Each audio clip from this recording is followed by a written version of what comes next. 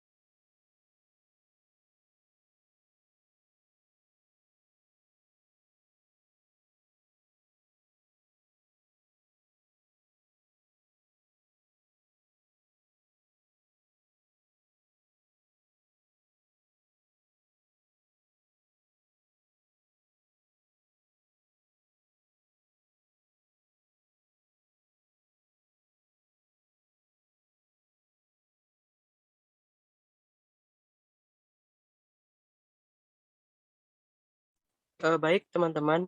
Sembari menunggu persiapan dari kelompok 7, kemarin kan masih ada pertanyaan yang belum diselesaikan oleh kelompok 5 ya, kalau nggak salah, tentang fungsi inverse.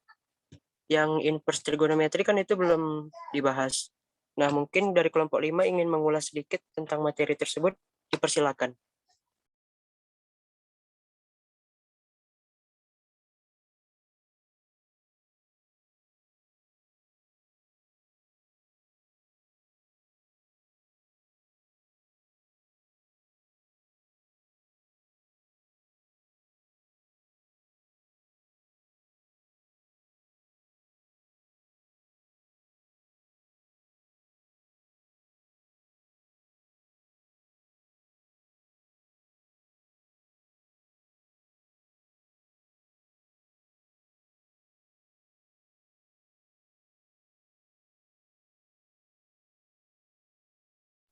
Gimana kelompok 5? Ada tanggapan? Ya, tunggu sebentar, Dim. Baik, baik.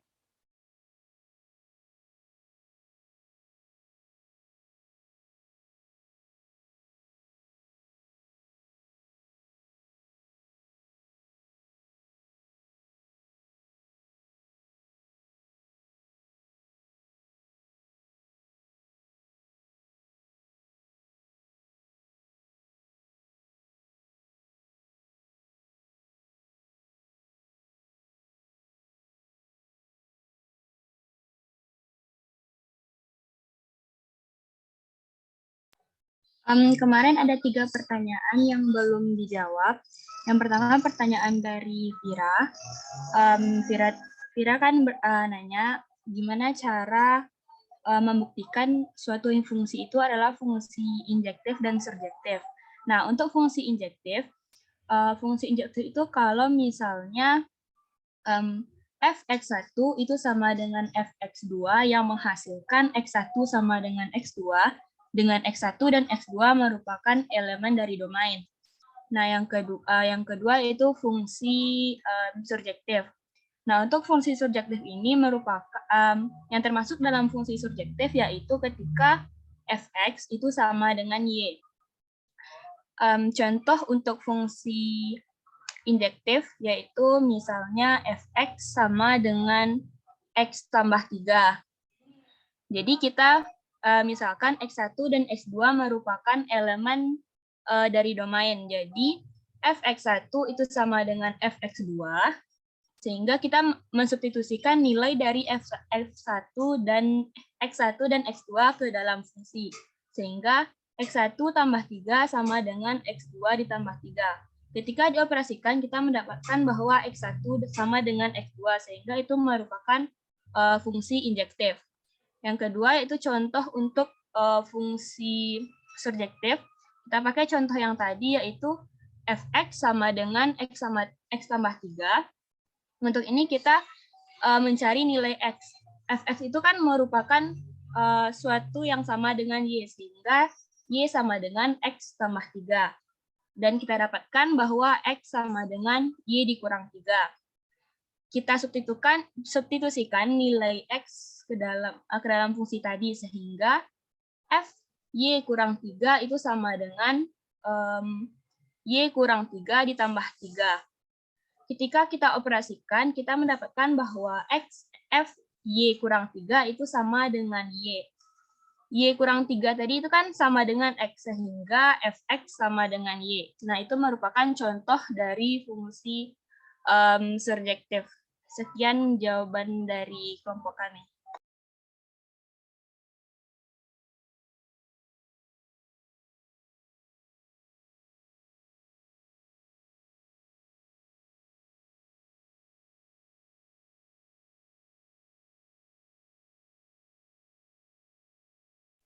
Gimana Manda? Sudah terjawab semua pertanyaannya?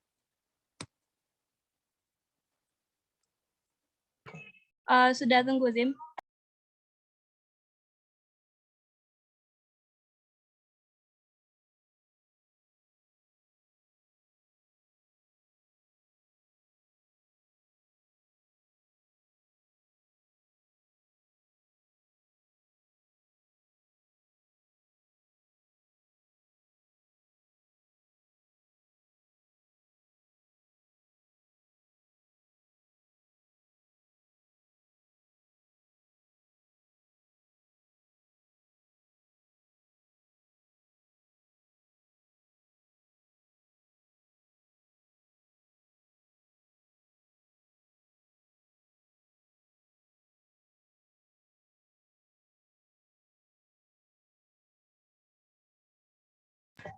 Untuk pertanyaan Bagas, itu kan fx per gx, kalau misalkan fx dan gx merupakan sama-sama fungsi kuadrat. Nah, misalkan fx sama dengan x kuadrat kurang 3x ditambah 2, dan gx sama dengan x kuadrat tambah 2x kurang 3. Ketika kita sederhanakan, itu dapat disederhanakan sehingga menjadi x kurang 1 dikali x kurang 2 per x kurang 1 dikali x tambah 3. Sehingga fx per gx menjadi x kurang 2 per x tambah 3. Itu kembali lagi ke dalam bentuk ax tambah b per cx ditambah c. Sekian jawaban untuk Bagas. Terima kasih.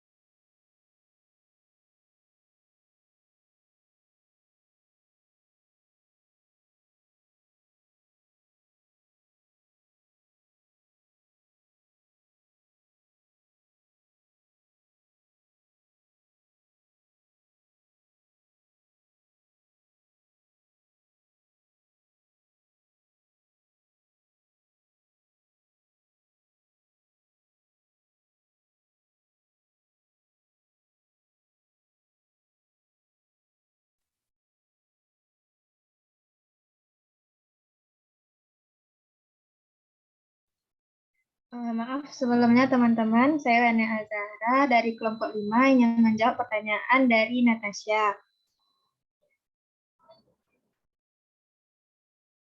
Bagaimana cara menyelesaikan fungsi inverse trigonometri? Fungsi trigonometri dengan contoh sin X. Y sama dengan sin X, maka sin Y sama dengan X. Maka dapat diubah dengan Y sama dengan arc sin X. Jadi F inverse dari X adalah arc sin X. Sekian jawaban dari saya. Terima kasih.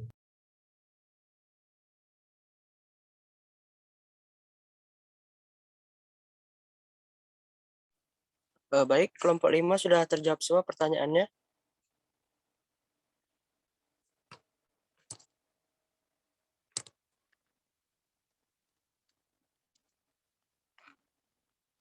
Gimana Resti, Amanda? Sudah selesai?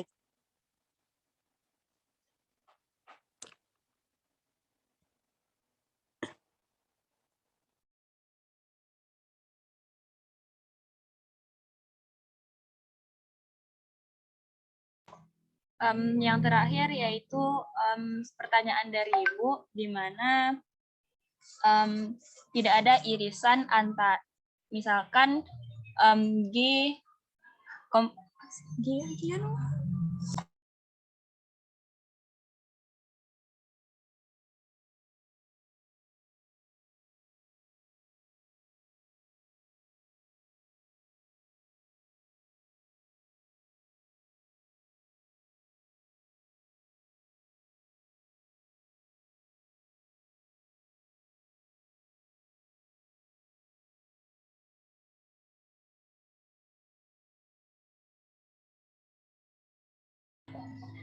yaitu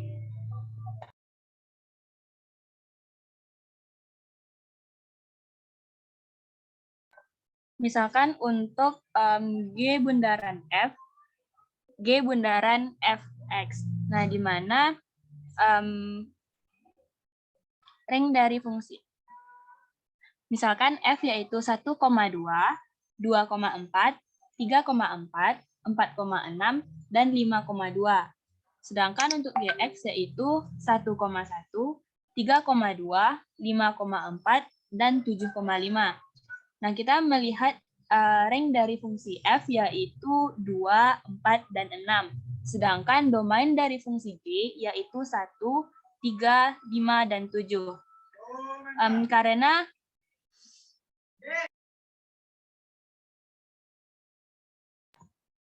Karena rank f tidak beririsan dengan dg, menghasilkan himpunan kosong, sehingga tidak dapat dicari G bundaran F tadi. Sekian, terima kasih.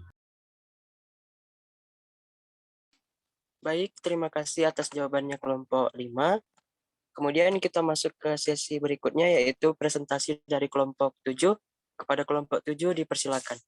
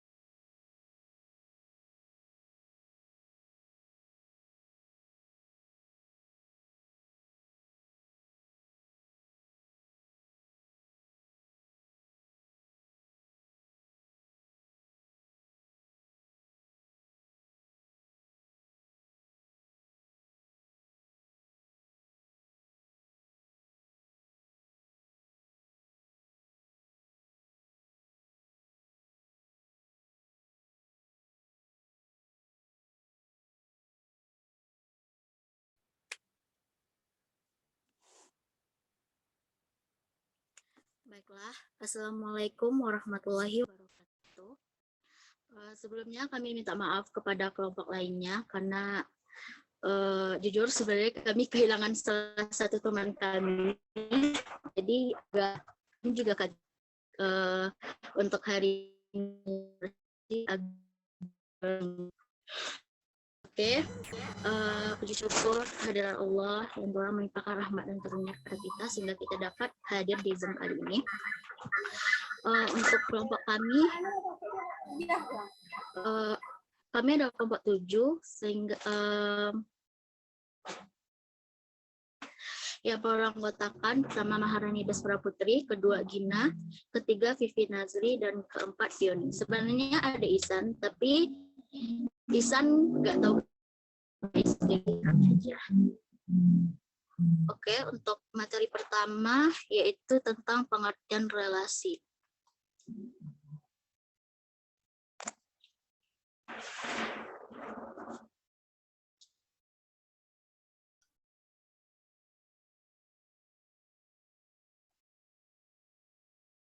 Bisa tolong di next, Zalfi? Udah, belum ya?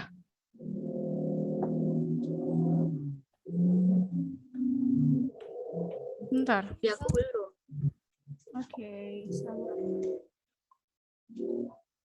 Sekarang screen-nya udah berubah belum? Ah, udah. Udah. Oke, kayak gini dulu ya sebentar. Jadi di sini relasi dapat diartikan sebagai hubungan. Hubungan yang dimaksud yaitu hubungan antara daerah asal, yaitu domain, dan daerah kawan kodomain. Next, Zal. Untuk selanjutnya akan dibacakan oleh saudari Fioni. Kepada Fioni dipersilahkan.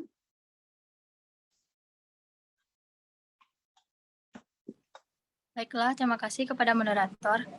Selanjutnya yaitu diagram panah. Diagram panah dapat digambarkan berupa kurva tertutup yang menunjukkan hubungan antara dua himpunan. Terdapat panah antara anggota himpunan sebagai indikator bahwa terdapat hubungan antara dua himpunan tersebut. Baiklah, selanjutnya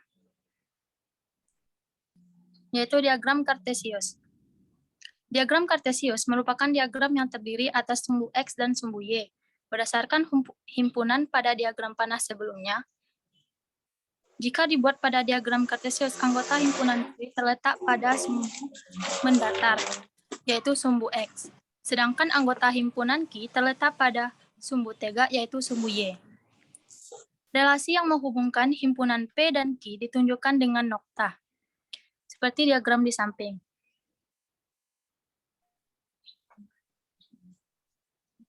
Contoh soal. Diketahui relasi himpunan A ke B yang menyatakan nama siswa dengan pilihan kompetisi mata pelajaran yang diikuti dalam diagram Kartesius berikut.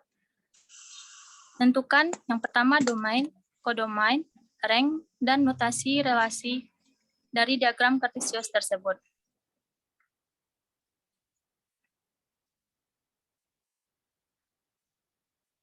Yang pertama domain.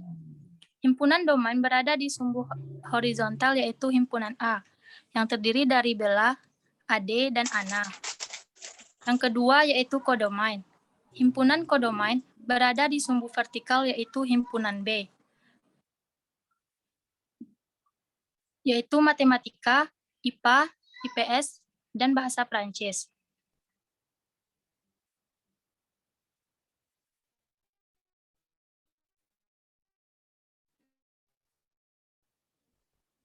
Dari diagram tersebut merupakan elemen himpunan kodomain yang berhubungan dengan domain, yaitu matematika, IPA, dan IPS. Karena dapat dilihat dari diagram di atas, Bella pasangan dengan matematika dan juga IPA. Begitu Ade dengan matematika, Ana, dan IPS.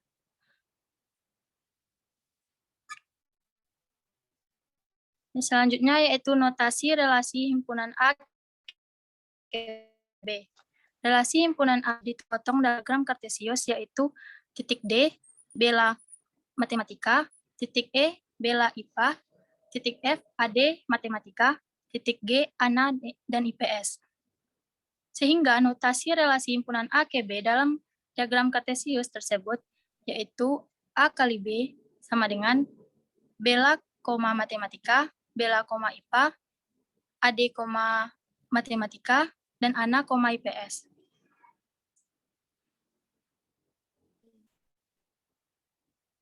Selanjutnya, himpunan pasangan berurutan. Relasi yang menghubungkan himpunan satu dengan himpunan lainnya dapat disajikan dalam bentuk himpunan pasangan berurutan. Dengan menggunakan data sebelumnya, cara penulisan anggota himpunan P ditulis pertama, sedangkan anggota himpunan Q menjadi pasangannya.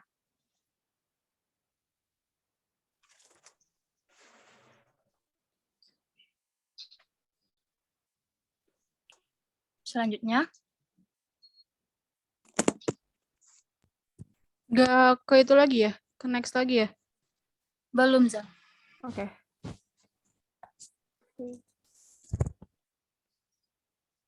Kelihatan? Sekarang kelihatan? Udah. Contohnya yaitu, yang pertama, himpunan P terdiri dari Tia, Adi, dan Dia. Himpunan Q terdiri dari 7 dan 10. Relasi antara kedua himpunan tersebut adalah umur. Jika dinyatakan dalam bentuk himpunan pasangan berurutan, diperoleh himpunan R sama dengan Tia, 7, Adi, 7, dan Dia, 10. Yang kedua, himpunan S yaitu rusa, kuda, kera, dan singa. Himpunan P, rumput, pisang, dan daging. Relasi antara kedua himpunan tersebut adalah makanan. Jika dinyatakan dalam bentuk himpunan pasangan berurutan, diperoleh Q yaitu rusa, rumput, kuda, rumput, kera, pisang, dan singa, daging. Sekian dari saya kembalikan kepada moderator. Terima kasih kepada saudari Fioni. Materi selanjutnya adalah relasi inverse yang akan dibacakan oleh saya sendiri. Pertama, kita harus tahu apa itu relasi inverse. Jadi, dalam matematika, relasi berarti memasangkan setiap elemen yang ada pada himpunan A domain secara tunggal dengan elemen yang ada pada B kodomain. Sedangkan inverse disebut juga dengan kebalikan. Jika R adalah relasi dari himpunan A ke himpunan B, jadi inverse dari R dinyatakan dengan R inverse adalah relasi dari himpunan B ke A yang mengandung pasangan terurut. Sehingga dapat didefinisikan dengan jika R A, B, maka R inverse adalah B, A, di mana A, B elemen R. Contohnya, misalkan A, X, Y, dan B 1,2, maka R-nya adalah X,1, X,2, Y,1, dan Y,2. Tentukan R inverse dari R. Dengan jawaban, R inverse adalah 1,X, 2,X, 1,Y, dan 2,Y. Jadi inverse itu adalah kebalikannya. Next, Del. Sifat-sifat dari relasi.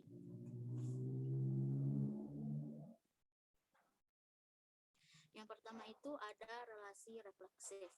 Misalkan R sebuah relasi yang didefinisikan pada himpunan A. Relasi R dikatakan bersifat refleksif jika untuk setiap A anggota R berlaku A, elemen R atau A, anggota R. Contohnya, diketahui himpunan A yaitu A, B, C, dan D. Untuk relasi satunya adalah A, B, C, C, D, C, dan D, D. Sedangkan untuk relasi duanya ada A, B, B, C, C, D, B, dan D, D. Pada relasi di atas yang termasuk relasi refleksif adalah terdapat pada relasi nomor 2. Karena relasi 2 merupakan relasi refleksif karena setiap anggota A berelasi dengan dirinya. Sedangkan pada R, relasi 1 bukan relasi refleksif karena BB tidak terdapat di dalam relasi 1. Next, Zal. Contoh kedua, jika diketahui A yaitu 1, 2, 3, 4, 5, dan R adalah relasi dari A ke A, maka manakah relasi R di bawah ini yang setiap anggota A berrelasi dengan dirinya sendiri? Dapat kita lihat, R1 itu atau relasi 1, anggotanya 1,1, 1,2, 3,2, dan 2,2. Sedangkan untuk relasi 2 yaitu anggotanya 1,1, 1,2, 2,2, 3,3, 3,4, 4,4, dan 5,5. Dan R3 anggotanya adalah 1,1, 1,2, 1,3, 1,4, dan 1,5. Jadi yang merupakan relasi adalah R2 karena L2 relasi dari A ke A di mana setiap anggota A berrelasi dengan dirinya sendiri, sehingga R2 disebut dengan relasi refleksif.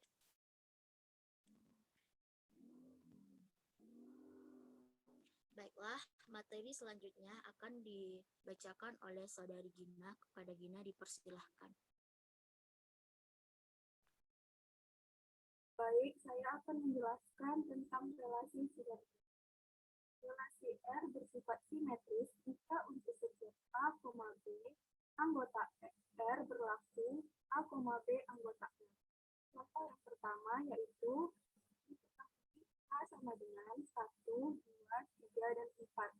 Relasinya yaitu 1,3, 2,4, 2,3, 3,1, 3,2, dan 4,2. Relasi R bersifat simetris karena K jika K merupakan relasi simetris karena 1,3 gabungan R dan 3,1 gabungan R, 2,4 gabungan R, dan 4,2 gabungan R, 2,3 gabungan R, dan 3,2 gabungan R. Contoh yang kedua yaitu diketahui B sama dengan 2, 4, 5. Relasinya yaitu 2,2, 4,4, 5,5, 4,2. Relasi R tidak bersifat simetris karena 4,2 anggota R tetapi 2,4 bukan anggota R. Jadi, R merupakan relasi simetris jika dan hanya jika R sama dengan R inverse.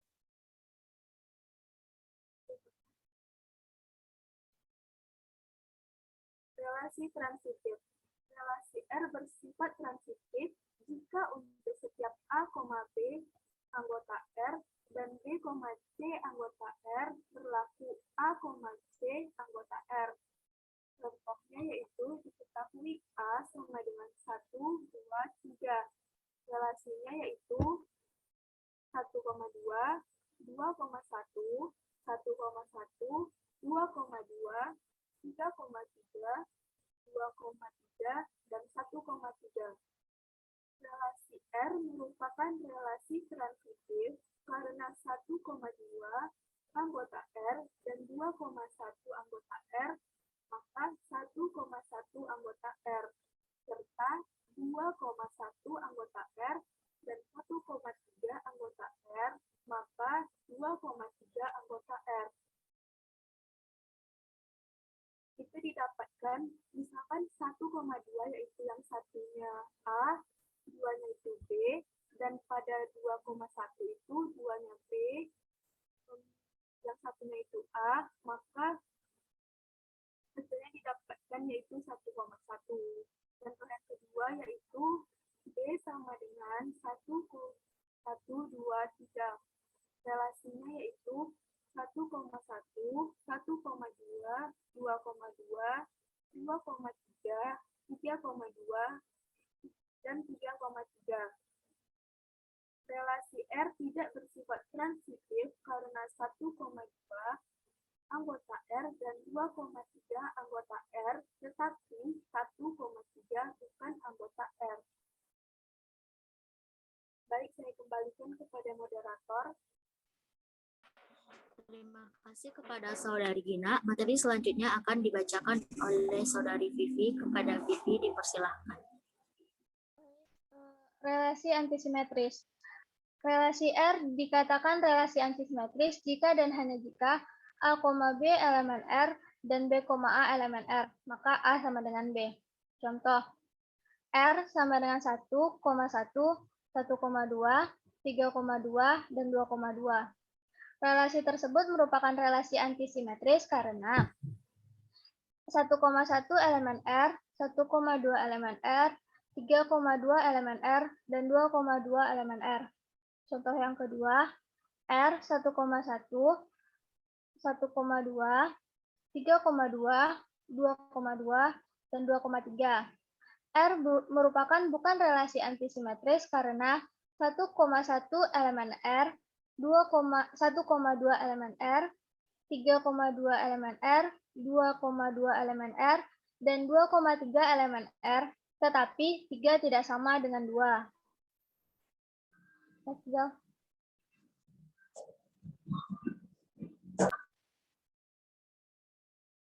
Dan sifat yang terakhir adalah relasi ekuivalen. Relasi R bersifat ekuivalen jika relasi tersebut bersifat refleksif, simetri, dan transitif. Contoh, himpunan A sama dengan 1,2,3. R sama dengan 1,1, 1,2, 2,2, 2,1, dan 3,3. R merupakan relasi ekuivalen karena 1. Relasi R merupakan refleksi karena 1 elemen A, 2 elemen A, dan 3 elemen A, sehingga 1,1 elemen R, 3,3 elemen R, dan 2,2 elemen R. Kedua, relasi R bersifat simetri karena 1,2 simetri dengan 2,1. Yang terakhir, relasi R bersifat transitif karena 1,1 elemen R, 2,2 elemen R, maka 1,2 elemen R, serta 1,2 elemen R, 2,2 elemen R, maka 2,1 elemen R. Mungkin sekian dari saya kembalikan kepada moderator. Terima kasih kepada Vivi.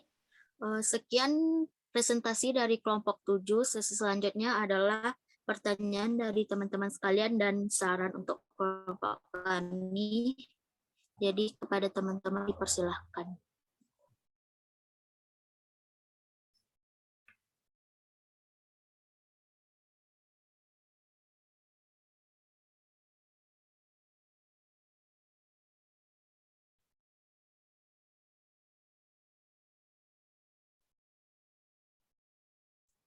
Kepada teman-teman, apabila ada pertanyaan, saran, dan kritikannya untuk kelompok kami, silakan disampaikan.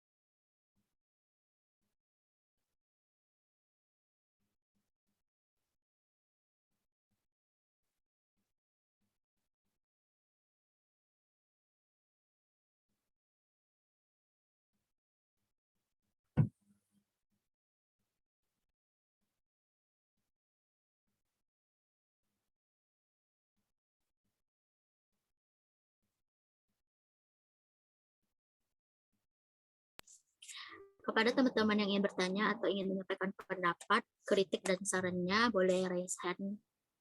Dipersilahkan.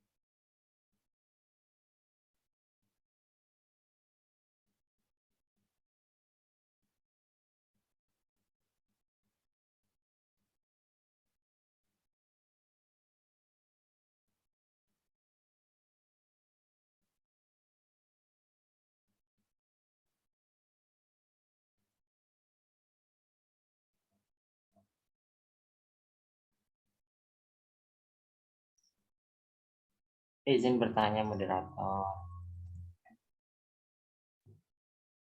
Iya, silahkan Rio. Baik, langsung saja di sini saya ingin bertanya penjelasan mengenai relasi antisimetris pada bagian contohnya itu coba dijelasin kembali gitu. Agak kurang paham dari contoh 1 sama contoh 2-nya. Terima kasih. Iya, terima kasih banyak Rio, bisa ditulis di kolom chat pertanyaannya. Terima kasih.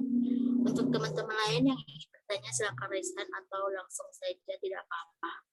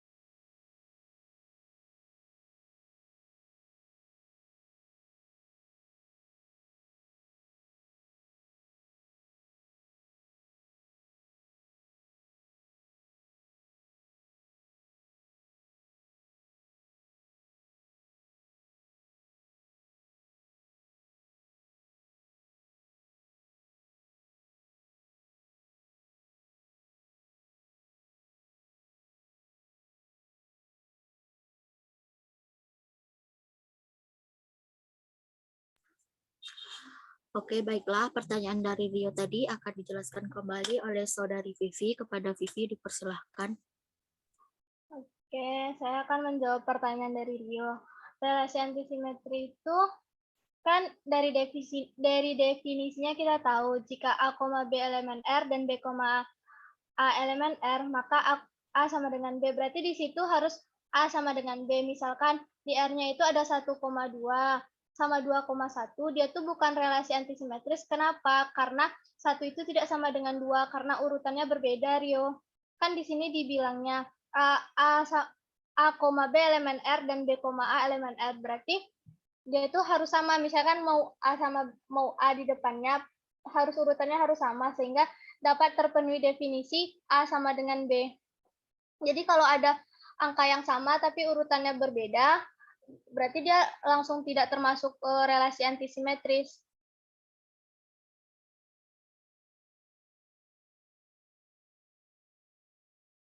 Bagaimana kepada Saudara Rio atas penjelasan Vivi tadi? Coba jelasin yang dari contohnya itu. Contoh 1 sama contoh 2. Nah, kalau contoh 1 kan dia 1,1, 1,2, 3,2 sama 2,2.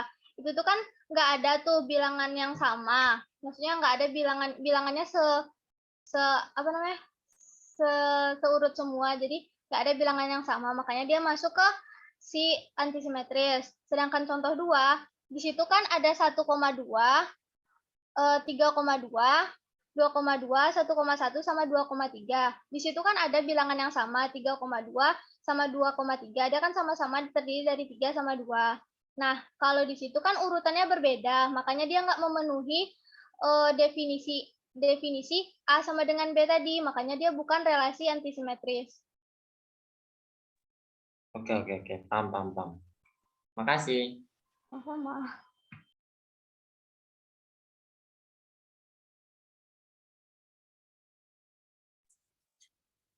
Baiklah, terima kasih kepada Vivi. Apakah masih ada pertanyaan dari teman-teman sekalian? Jika ada, silakan raise hand atau boleh langsung dibacakan pertanyaannya.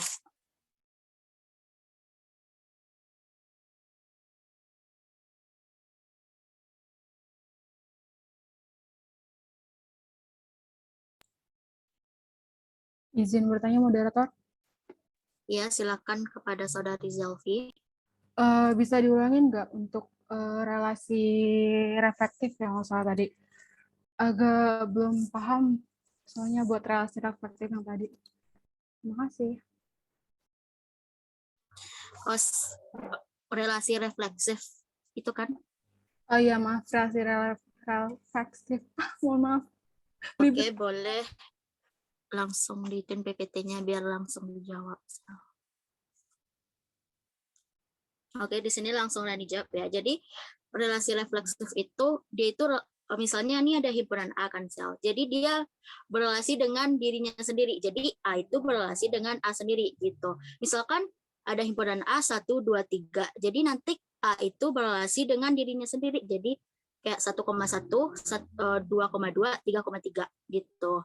Atau misalkan tapi boleh gini, misalnya kan ada nilai A itu ada 1, 2, 3. Terus tentukan relasi refleksif dari A gitu kan. Nanti misalnya ada nih pilihan ABC, misalnya kita jawab pertanyaan ini kan. Jadi ada misalnya di sini yang A itu jawabannya ada 1,1, 2,2, 3,3, ada 4,3. Itu pilihan pertama. Terus untuk pilihan kedua misalnya ada 1,1, ada 1,2, ada 2,2, sampai situ aja gitu. Misalnya AB aja gitu kan. Jadi pilihan kita jatuh kepada pertama gitu, karena dia itu mencangkup semua pasangan dari relasinya gitu. Walaupun ada yang Ani paham ya, walaupun ada sebagian misalnya nggak masuk dari itu, tapi kayak di contoh ini juga gitu. Asalkan ada dia berrelasi dengan dirinya sendiri, itu disebut dengan relasi refleksif gitu Zal. Terus misalnya untuk contohnya kita masukin ke yang PPT, kan di sini diketahui A itu A, B, C, dan D. Terus relasi pertama itu ada nilai A, B, C, C, ada D, C, ada D, D. Sedangkan untuk relasi kedua ada A, B, ada B, C, C, D, B, dan D, D. Terus manakah yang di sini yang termasuk relasi refleksif? Kan jawabannya di sini R2 kan. Jadi kan yang ini maksud tadi kan ini kayak di R2 ini ada D, B. Kan D, B itu enggak relasi refleksif ya, tapi anggota yang lain dia memenuhi untuk relasi refleksifnya, dia berrelasi dengan dirinya sendiri. Jadi R2 itu merupakan relasi refleksif, sedangkan untuk R1 dia enggak, karena dia itu enggak ada kayak B, B gitu, anggota B, B dia enggak ada di sana, jadi dia enggak termasuk relasi refleksif. Begitu Jalfi. Bagaimana Jalfi? Jadi kayak semua anggotanya, misalkan anggotanya ada A, B, C, sama D. Nah, jadi semua anggotanya itu berefleksif gitu. Ya, dia berefleksif dengan dirinya sendiri. Kalau refleksif bisa juga nggak kayak cerminan gitu. Jadi dia tuh anggotanya itu dia sama dia sendiri gitu loh. Dia dipasangkan dengan dirinya sendiri gitu, anggota-anggotanya kayak gitu. Iya, ya. Oke, ngerti. Thank you. Oke, ya sama-sama. Baiklah, bagaimana untuk teman yang lain? Apakah ada pertanyaan untuk kelompok 7?